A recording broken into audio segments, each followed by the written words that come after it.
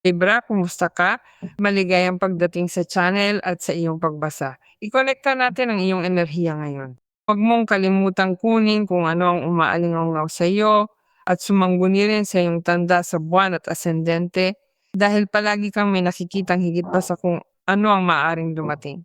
Libra, sisimulan ko ang iyong pagbasa sa mensaheng dala ng magagandang nilalang na ito ng liwanag at anino para sa iyo. Isa itong napakagandang orakulo na inilalagay tayo sa iyong kasalukuyang enerhiya, sa payo, sa paggabay sa pamamagitan ng mga gabay.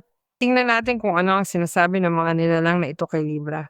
Bueno, sinasabi nito sa atin ang tungkol sa isang bagong bagay, alam mo, may dumarating na bago. Dumating sa buhay mo ang enerhiya ng engkantada ng karusel. At ganito ang nakikita ko ang kasiyahan, nakikita ko ang pag-enjoy, nakikita ko ang oras na sumasabay sa kung ano rin ang maaaring maging sandali ng kaligayahan para sa iyo. Para ito sa lahat ng bahagi ng buhay, hindi ba? Yung mga bahaging sinasabi mo, kailangan ko nang matapos ito dahil ayoko na maging masama ang pakiramdam ko dahil sa sitwasyong ito. Ngayon ang sandaling dalawin ka ng diwata ng karusel upang ibigay sa iyo ang enerhiyang magalak. Kahit sa mga sandali ng pagkilalang maaring manggaling sa trabaho o sa personal mong buhay. Muli mo itong nararanasan at may pakiramdam ka. Isang napakagandang pakiramdam na tunay na nadarama. Totoo, lahat ng iyon na nakahinto ay nagsisimulang umandar dahil maliwanag na ikaw ay nakasakay sa kung ano ang maaring maging karusel na iyon. Sinasabayan mo ang lahat ng gusto mong gumalaw sa isang maayos na paraan, sa isang aktibong paraan, dahil sinasabi nito na may iniaalok sa iyong pagkakataon para sa marami sa inyo natatangi. Kaya una sa lahat, tigilan mo ang pag-iisip na hindi ito mangyayari, na hindi na ito usad muli, na hindi na ito gagana muli, na ito ay naiwan ng nakablock o nakahinto, at na wala ka ng posibilidad na makasakay muli rito dahil gagawin mo yon. Kailangan mong alisin sa sarili mo ang pakiramdam na iyan ng takot dahil dito ay may ipinapahiwatig ding napakalaking pagkatuto para sa iyo. Dahil dito sa sitwasyong ito, may malaking pagpapala na dapat tanggapin bilang isang kayamanan at matuklasan na ginawa ka rin itong mas marunong. Kaya kailangan mong magbukas. Oo, sa kung ano ang pag-enjoy. Dahil ang pinakamaganda sa pinakamaganda ay naghihintay sa iyo. Tingnan natin kung ano ang sinasabi sa atin mga baraha Libra. Alam mo na ang mga pagbabasang ito ay laging pangkalahatan. Maaring minsan ay umaalingaw ito sa iyo, maaring minsan ay hindi. Pero bukod doon, may posibilidad kang magkaroon ng personal na konsultasyon sa akin at magagawa mo yun sa pamamagitan ng pahina sa internet. Nasa iyo rito ang direksyon sa video, palagi sa pahina, at may nakapin kang komento sa iyong tanda upang direkta kang makapasok sa pahina at may reserba mong pagbasa na gusto mo. Tingnan natin kung ano ang gustong sabihin sa atin ng mga baraha. Ito ang lumabas, bueno, ang pito ng mga baston. Ang pito ng mga baston ay tagumpay at malaking kasaganaan at pati na rin pag-enjoy sa pera, nakikita mo. Dahil sa totoo lang muli kang nabubuhay sa lahat ng ito. Nanatili yon doon. Bueno, narito sa iyo ang pahina ng mga barya, nasa iyo ang pagiging tunay. Ibig sabihin, ang nagbibigay rin sa iyo ng kakaibang dating Libra, sa lahat ng ito ay nanatili kang tunay sa iyong mga pagpapahalaga. Pero lahat ng kailangang maihayag sa harap mo, lahat ng katotohanan kailangan mong malaman upang makatiyak na tama ang ginagawa mo, masisiguro ko sa iyo na maipapakita ang mga ito. May medyo malalim kang pagbabalanse sa buhay na ginagawa kaya naniniwala ako na may epekto yun sa buhay mo, hindi ba isang pagbabalik ng pag-aayos. Dahil ang pito ng mga baston ay isang barahan na naglalagay sa iyo sa posisyon ng tagumpay at inilalagay ka rin ito sa antas ng iba pang mga posibilidad at mga pagkakataon. Katunayan, ang mapunta sa enerhiya ng karusel ay isa ng medyo mataas na enerhiya, hindi ba? At muli nilang binabanggit sa iyo, pinatutunayan na ikaw ay nasa enerhiya ng pag-angat habang hinaharap ang mga hamon at mga pagsubok. Marami sa mga hamon at pagsubok na yun ay maaaring nasa isip mo, hindi ba? Sapat ba ako para sa posisyong ito? Sapat ba ako para sa taong ito? Kakayanin ko ba ang lahat ng ito? Malalaman ko ba kung paano kikilos sa sitwasyong ito? Paano ko ito gagawin? Bueno, lahat ng iniisip mo at pinag-uusapan mo sa sarili mo tungkol sa paghawak sa buong sitwasyong ito ay magkakaroon na ng mga sagot sa lalong madaling panahon. At hindi lang dahil galing sa labas Walang duda. May mga katotohanang mabubunyag o mga sitwasyong lilitaw ng mas malinaw, kundi dahil hawak mo rin ang pahina ng mga barya.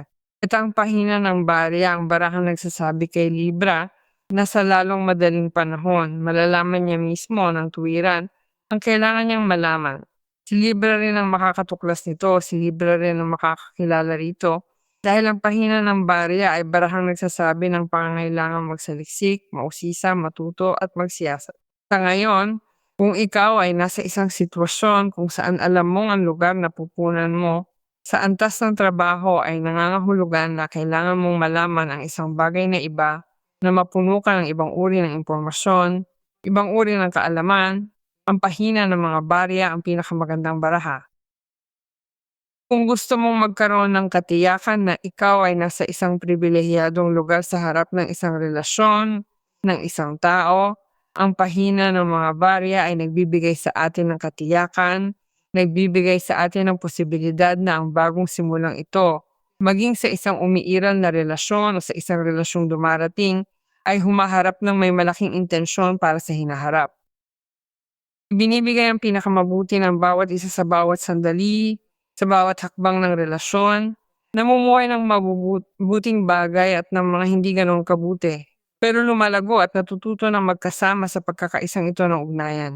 Kaya ano man ang nararamdaman mo sa pito ng mga baston, kailangan mong magkaroon ng katiyakan na oo, ikaw ay lubos na handa at preparado, at ito ay isang napakahusay na pagkakataon upang maramdaman mo ang sandali ng tagumpay, kaluwalhatian o panalong inilarawan mo sa isip mo.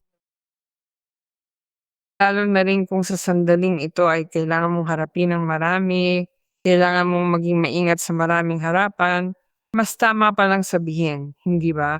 Dahil maaari rin itong maunawaan bilang mga problema. Bueno, kailangan kong maging maingat dahil kailangan kong humarap sa ilang problema ng sabay-sabay. Nang ilan sa mga usaping iyon ay napakahalaga para sa akin pero iniwan ko silang nakabukas dahil wala akong mga mapagkukunan. Ang pahina ng mga barya ay nagbibigay sa iyo ng mga mapagkukunan. At ang inaakala mong pansamantalang nahinto dahil dito, malinaw na nagsisimula ring umusad, nagsisimula ring gumalaw. Kaya ginagamit mo ang enerhiya mula sa ibang lugar, mas malikhain, mas may kakayahang lumutas. At malinaw na ikaw ay nasa pribilehiyadong lugar na iyon na dati ay wala ka sa lugar ng paggalaw. May pangako mula sa iyong panig tungkol sa lahat ng ito upang mahawakan ito ng napakahusay. Kaya naniniwala ko na dito ay ibinabalik mo rin ang kaayusan at balanse at nagtatakda ka ng mga bagong hangganan. Kaya tunay na ang mga pagbabagong istruktura na kailangan mong gawin upang pagtibayin ang posisyong ito, upang masiguro ito para sa sarili mo, magagawa mo. Talagang mabuti. Kaya ito ay isang sitwasyong tiyak para sa iyo sa tagumpay. At bukod pa ron, kung ikaw ay nasa sandali ng kompetisyon, kailangan mong makapasa sa isang pagsusulit. Kailangan mong kumuha ng panghuling pagsusulit, kailangan mong mag-apply para sa isang trabaho. Walang duda na dito ay nakakamit mo ang isang napakahalagang bagay dahil nilulutas mo ang mga problema at nalalampasan mo ang mga pagsubok at ipinapakita mo kung gaano karami ang alam mo. O kung gaano ka katatag, kung gaano ka karunong, kung gaano ka mapagkakatiwalaan, at mas may kakayahan pa nga kaysa sa ibang tao. Kaya taglay mo rin ang enerhiyang iyon na kung susubukin ka, ang pagsubok na iyan ay nalampasan na. Inaako mo ito. At higit sa lahat, maari mong bigyan ng sarili mo ng karangyahang akuin ng mas maaga ang mga usapin dahil ikaw ay nasa itaas. Tumitingin ka mula sa ibang anggulo sa mga usaping maaaring maging problematiko sa hinaharap. Kaya nararamdaman ko na ang linggong ito, para sa iyo ay isang sandali kung saan magiging napakatatag mo, hindi ka nila maalis sa lugar na yon, o mararating mo ang lugar na yon, at magiging halos imposible na mawala mo ito. Kung saan ang isang mahalagang bagay para sa iyo ay magkakaroon ng bigat, magkakaroon ng kahalagahan. Ito ay isang bagay na may kabuluhan. Sabi na, sa huli ay tungkol ito sa nakikita mo ang resulta ng iyong pagsisikap, at ito ay sinisiguro, malinaw, ang iyong kapangyarihan, ang iyong halaga, ang iyong pagiging tunay. Dahil nakikita rin ng ibang tao kung anong uri ng tao ka, hindi ba?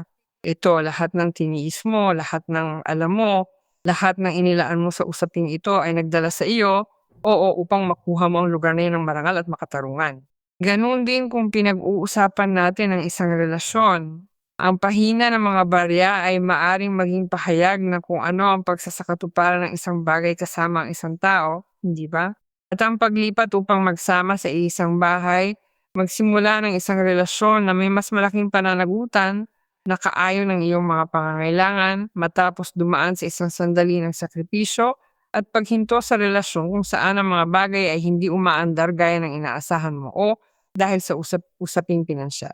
Maaaring ito ay kung saan kapwa sila nagkamali sa isang sitwasyon. Naunawaan nilang may mga pagkukulang sa mga bagay na hindi nagpapahintulot sa kanilang umusad sa relasyon. At gumagana ang lahat sa paraang tila napakalakas ng paggalaw ng usapin. At sa paggalaw na iyon ay nagsisimula rin tayong makahanap ng mga solusyon para sa relasyon at para sa magkapareha. May matataas na posibilidad para sa iyo sa anumang uri ng larangan ngayong linggo dahil luminaw na ang daan. Ang mga posibilidad upang ikaw at ang isa pang tao ay tumingin din sa ibang hinaharap at maibahagi ito ng may kasaganaan at may tamang pananaw ay tunay na narito, dumarating na. Kaya lahat ng inilaan mo para rito, lahat ng desisyong ginawa mo, lahat ng pinuhunan mo ay nagbibigay sa iyo ng pag-anlad. Isa itong palatandaan na talagang naaabot mo ang antas ng ganap na katatagan at pag-enjoy sa pakinabang ng lahat ng ito. Kaya naroon sa iyo ang karwahe. Tingnan natin kung ano pa ang sinasabi sa atin ng mga baraha, Libra. Isang napakagandang enerhiya. Bueno, muli ang pito ng mga baston. Ano ang gusto mong sabihin ko sa iyo? Isang perpektong pagkakasabay.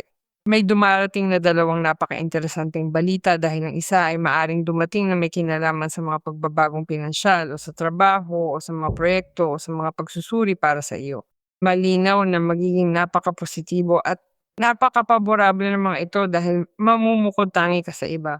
O may dumarating ding mga balita na nagpapakita sa iyo ng mga bagay ng napakalinaw, hindi ba?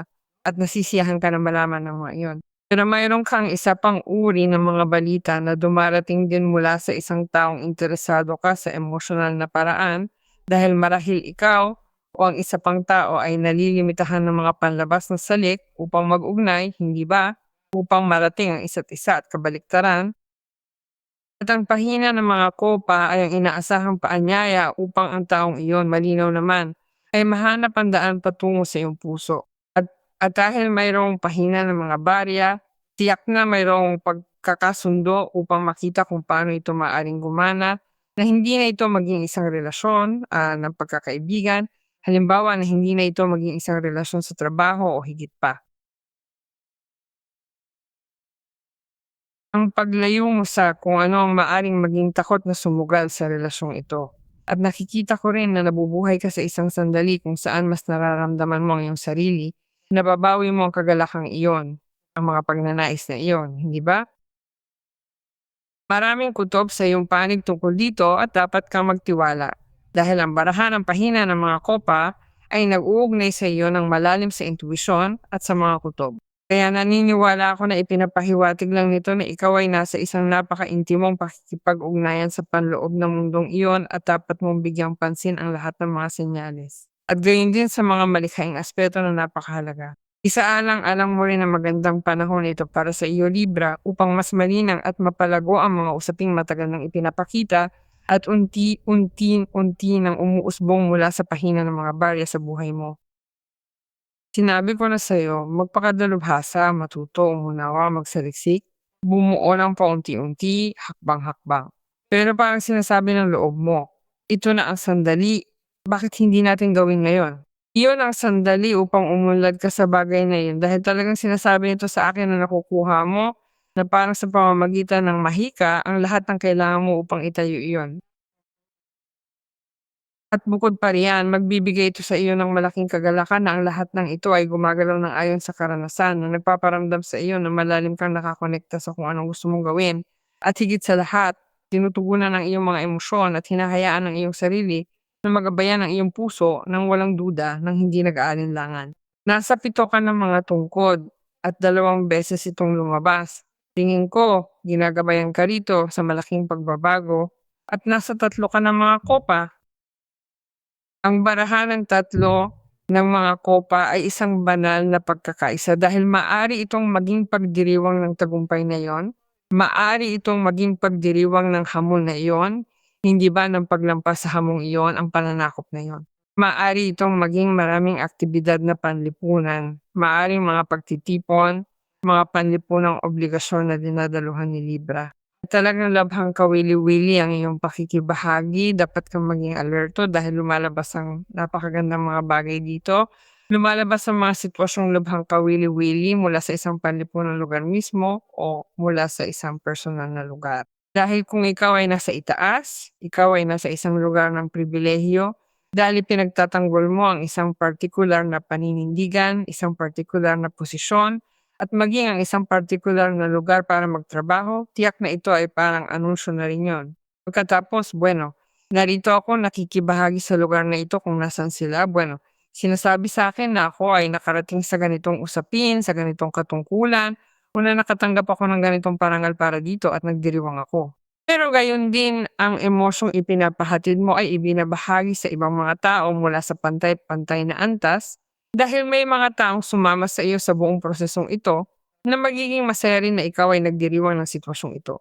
Ito ay isang ibinahaging pagdiriwang dahil ang tagumpay na iyong nakakamit ay parang tagumpay din ng mga taong iyon. Ito ay reciprocal.